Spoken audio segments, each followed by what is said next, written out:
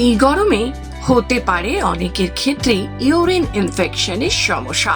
আর এই সমস্যা যার ক্ষেত্রে দেখা যায় বলার অপেক্ষা রাখে না, তাকে ভুগতে হয় অনেক কষ্ট।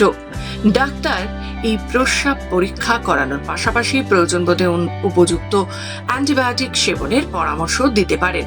অ্যান্টিবায়োটিকের সম্পূর্ণ কোর্স শেষ করা গুরুত্বপূর্ণ। লক্ষণগুলো কমে আসতে শুরু করলেও প্রেসক্রিপশন অনুযায়ী ওষুধের কোর্স সম্পন্ন করুন। জল কম খাওয়া যেমন ক্ষতিকারক, প্রস্রাব দীর্ঘক্ষণ শরীরের ভেতর আটকে রাখাটাও ভীষণ ক্ষতিকারক। এর ফলে মূত্রথলিতে চাপ পড়ে এবং শরীরের নানাবিধ ক্ষতি হয়।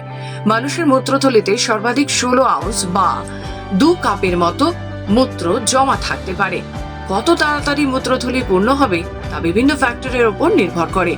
প্রতি মানুষের ক্ষেত্রেই তা ভিন্ন। দীর্ঘক্ষণ প্রস্রাব না করলে মূত্রনালীতে সংক্রমণ হতে পারে, কারণ মূত্রথলিতে জমে থাকা প্রস্রাব ব্যাকটেরিয়ায় বৃদ্ধি করে। এর ফলে বড়সড় ক্ষতি হতে পারে কিডনিরও। মূত্রথলির সঙ্গে কিডনি যুক্ত থাকে। কিডনিতে একদিকে যেমন সংক্রমণের আশঙ্কা থাকে, অন্যদিকে এর ফলে কিডনির উপরও প্রবল চাপ পড়ে, তাতে কিডনি বিকল হওয়ারও সম্ভাবনা। প্রস্রাবের সময় শরীরের টক্সিন দূর হয়। দেহ থেকে না বেরোতে পারলে শরীরে টক্সিন জমতে শুরু করে, যা খুবই ক্ষতিকারক। ফলে কোনোভাবেই জল কম খাওয়ার অভ্যেস করা যাবে না।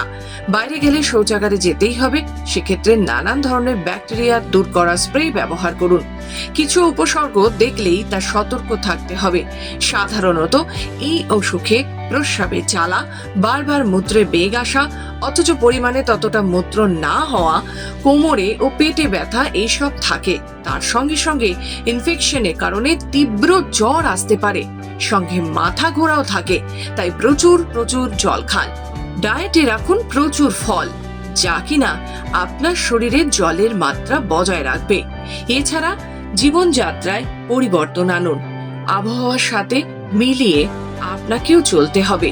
প্রস্রাব আটকে না রাখা, অনেকেই দীর্ঘ সময় ধরে এই যে আটকে রাখেন প্রস্রাব, যা খুবই বাজে অভ্যাস, আমরা আগেই বলেছি।